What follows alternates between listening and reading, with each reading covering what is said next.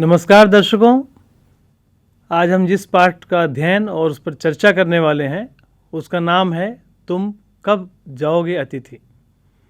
जैसा कि इस पाठ के नाम से विदित है, पाठ के नाम से ही हास्य का बोध होता है। वस्तुतः यह पाठ एक व्यंग्य निबंध है जिसके लेखक हैं शरद जोशी जी। थोड़ा हम पहले लेखक के बारे में कुछ चर्चा कर लेते हैं, उसके बाद हम पाठ का प्रारंभ करेंगे। श्री शरद जोशी जी, जिनका जन्म 1931 में 21 मई को उज्जैन मध्य प्रदेश में हुआ था। उनकी व्यंग्य कृतियाँ जो हैं परिक्रमा, जीप पर सवार इल्लियाँ, तिलिस्म, प्रतिदिन, दूसरी सतह, राह किनारे बैठ, किसी बहाने, उन्होंने बहुत से नाटकों का भी लेख किया है। उनमें से प्रमुख हैं अंधों का हाथी और एक था गधा। उनका उपन्यास बहुचर्चित रहा, मैं केवल मैं उर्फ कमलमुख बीए। जोशी जी ने लेखन को ही अपनी आजीविका के रूप में चुना। उन्होंने आरंभ में कहानियाँ लिखीं, फिर पूरी तरह से ही वो व्यंग्य लेखन की तरफ झुक गए और व्यंग्य लेखन करते रहे। इन्होंने व्यंग्य लेख, व्यंग्य कॉलम के अतिरिक्त हास्य व्यंग्यपूर्ण धारावाहिक की पटकथाएं और संवाद भी लिखे। हिंदी में व्यंग्य विधा को प्रतिष्ठा दिलाने वाले प्रमुख व्यंग्यकारों में शरद जोशी जी भी एक महत्वपूर्ण रचनाकार रहे हैं।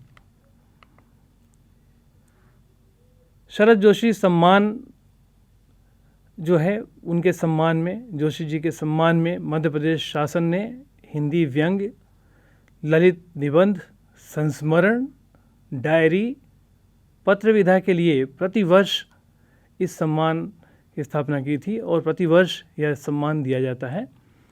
टीवी धारावाहिक ये जो है ज़िंदगी, मालगुड़ी डेज़, विक्रम और बेताल, सिंहासन बत्तीसी, वाह जनाब, लापतागंज जैसे टीवी धारावाहिक के लेखन का कार्य शरद जोशी जी ने किया था।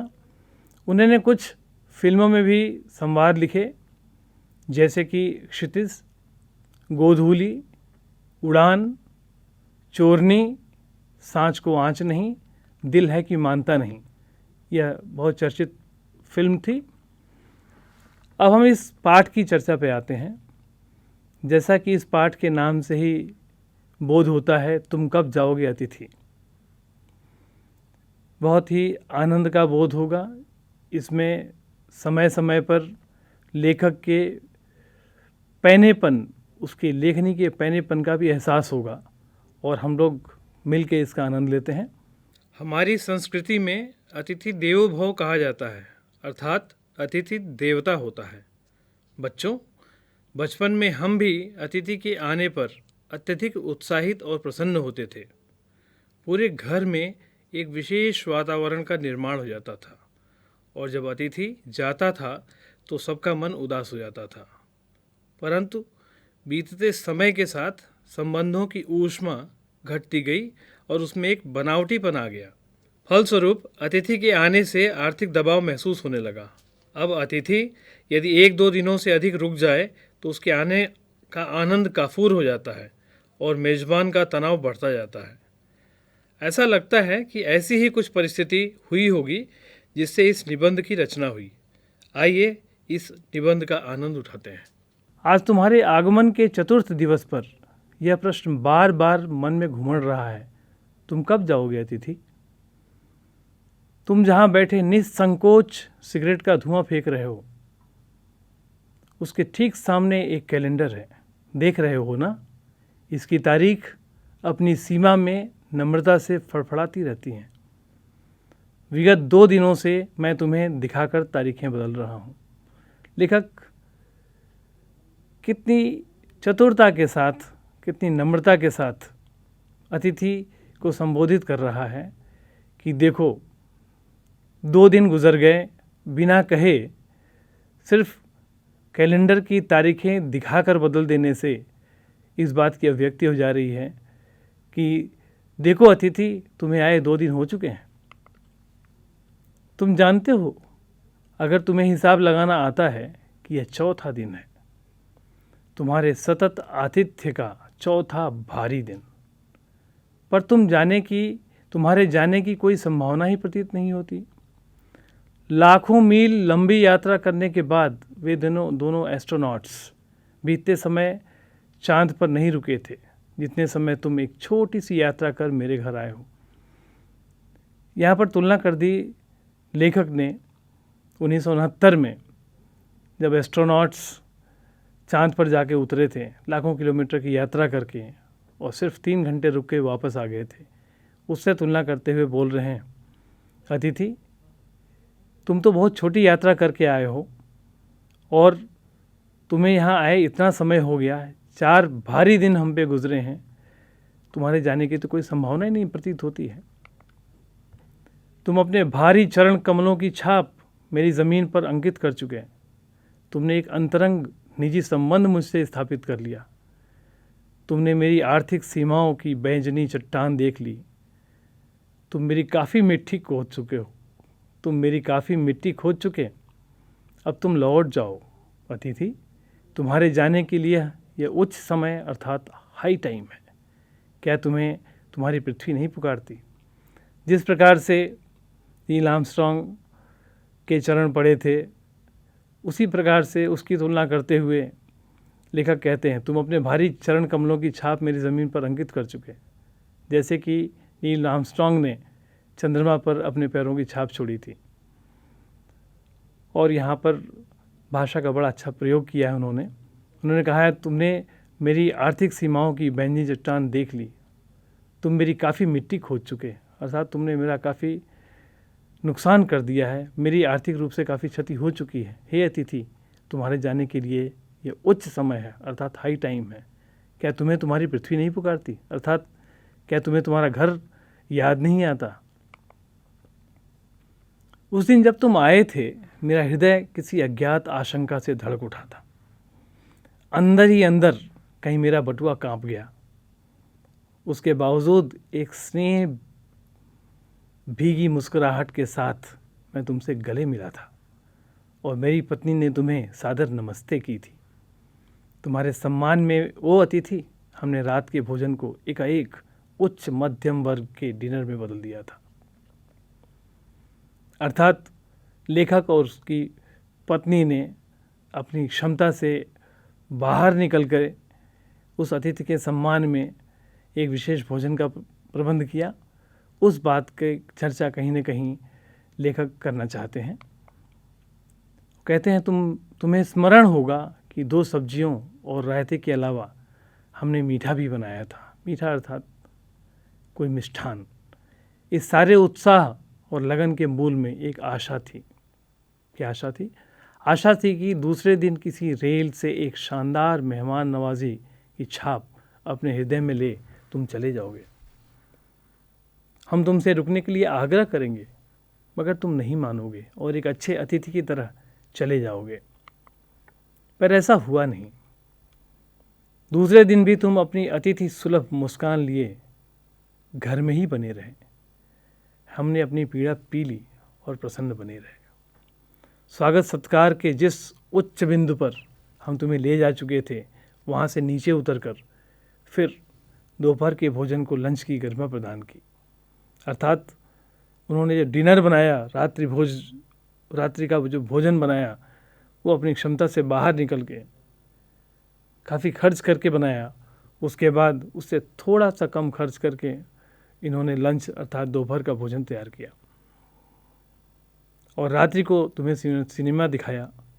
हमारे सत्कार का यह आखिरी छोर है, जिससे आगे हम किसी के लिए नहीं बढ़े। आज तक हमने किसी भी मेहमान के लिए, किसी अतिथि के लिए इतना प्रयास नहीं किया जितना हमने तुम्हारे लिए किया। और लेखक कहना चाहता है, फिर भी अतिथि तुम यहीं पड़े हुए हो।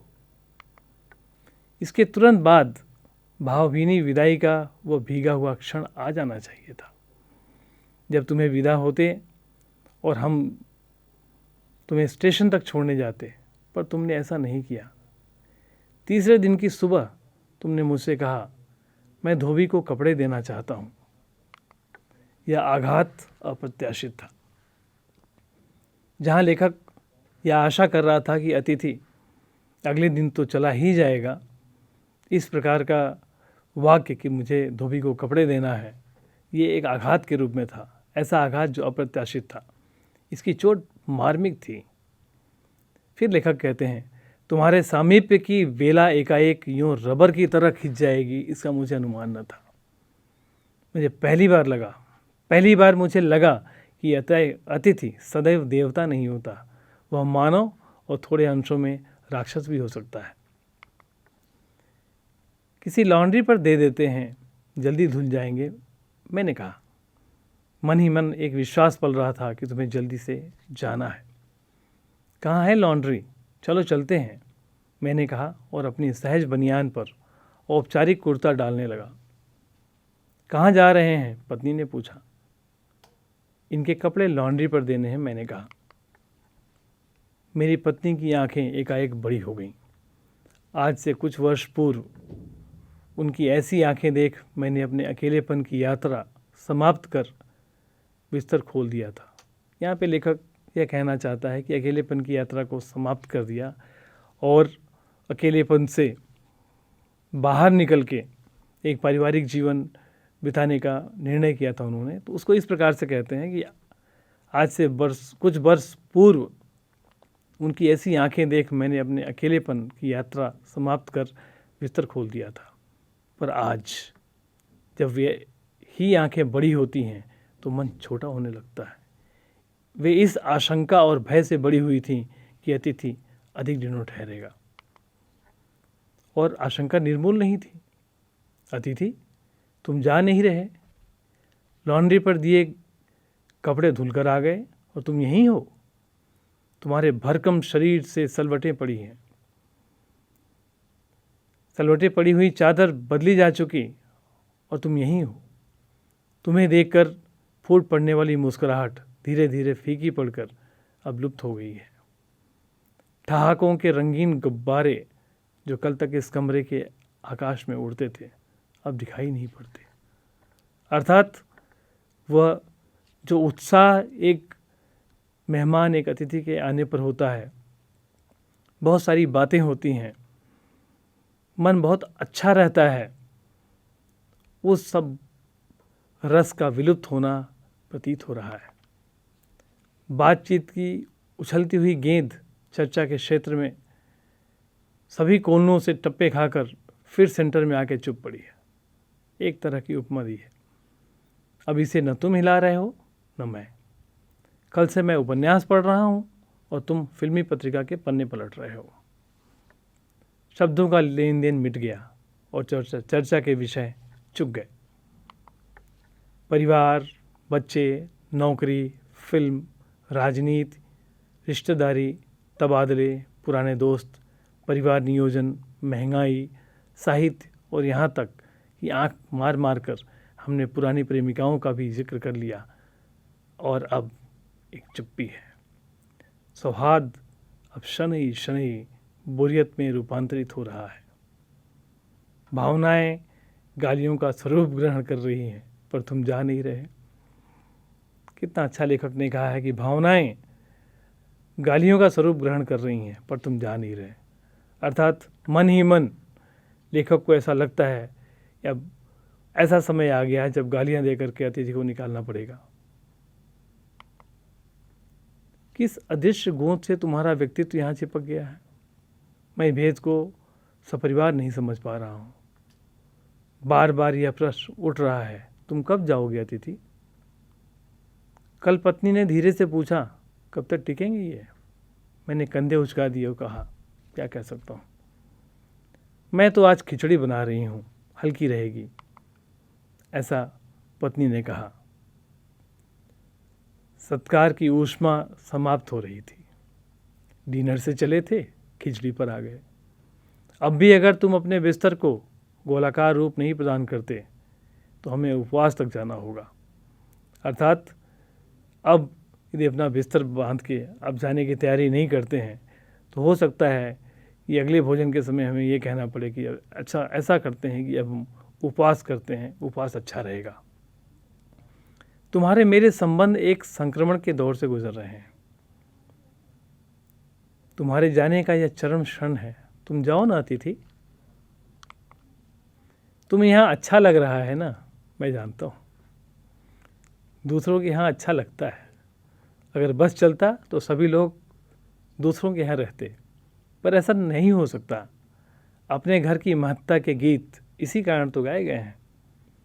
होम को इसी कारण स्वीट होम कहा गया है कि दो लोग दूसरे के होम की स्वीटनेस को काटने न दौड़ें। अर्थात अतिथि जो थोड़े समय का होता है वो अतिथि होता है। उसके बाद जैसा कि लेखक ने महसूस किया है, लेखक ने अनुभव किया है, वो अतिथि एक बोझ के रूप में चिड़चिड़ाहट का कारण बन सकता है। जो मेज़बान है, जिसने आतिथ्य प्रदान करने का काम किया है, धीरे धीरे उसके रुख में भी, उसके व्यवहार में भी रूखापन आने लग जाता है। इसीलिए कहते हैं दूसरे के होम की स्वीटनेस को काटने न दौड़ें। तुम्हें यहाँ अच्छा लग रहा है, पर सोचो प्रिय कि ये शराफत भी कोई चीज़ होती है। और गेट आउट भी एक वाक्य है जो बोला जा सकता है। अपने खर्राटों से एक और रात गुंजायमान करने के बाद कल जो किरणें तुम्हारे बिस्तर पर आएंगी, यहाँ पे मतलब है सूर्य की किरणों का। कल जो किरणें तुम्हारे बिस्तर पर आएंगी वह तुम्हारे यहाँ आगमन के बाद पांचवें सूर्य की परिचित किरण होगी।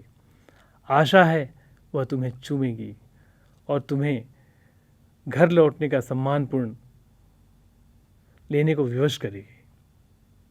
आशा है वह तुम्हें चूमेगी और तुम घर लौटने का सम्मानपूर्ण निर्णय ले लोगे। मेरी सहनशीलता की वह अंतिम सुबह होगी। इसके बाद मैं स्टैंड नहीं कर पाऊंगा और लड़खड़ा जाऊंगा। मेरे अतिथि, मैं जानता हूं ये अतिथि देवता होता है, पर आखिर मैं भी मनुष्य हूं। मैं कोई तुम्हारी तरह देवता नहीं। एक देवता और एक मनुष्य अधिक देर साथ नहीं रह सकते। अर्थात अतिथि, तुम चले जाओ। देवता दर्शन देकर लौट जाता है। तुम लौट जाओ अतिथि। इसी में तुम्हारा देवत्व सुरक्षित रहेगा। और यह मनुष्य अपनी वाली पर उतरे तो उसके पूर्व तुम लौट जाओ। उफ, तुम कब जाओगे अतिथि? बच्चों, एक बार हम देख लेते हैं हमने अभी तक क्या क्या किया। हमने लेखक शरद जोशी जी के जीवन परिचय के बारे में जाना। व्यंग्य विधा के बारे में हमने थोड़ा सा जाना। जानने से ज़्यादा उसका हमने अनुभव किया कि किस तरह से व्यंग्य लिखा जा सकता है। और इसके भाषा अध्ययन का कार्य जो है उस पर चर्चा हम अगले अंक में करेंगे। धन्यवाद।